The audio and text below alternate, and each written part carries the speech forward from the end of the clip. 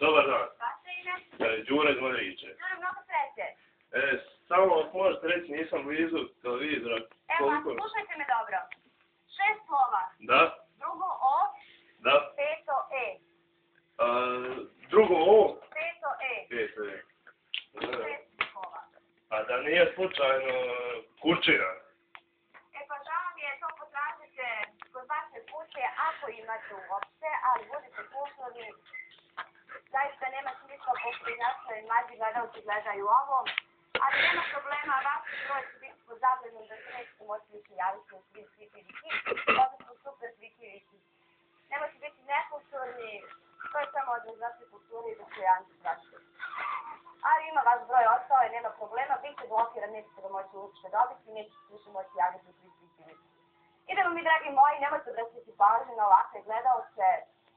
Nažalost, ima i šari, šta ćemo sa njima, njihov problem, njihova kultura. Idemo mi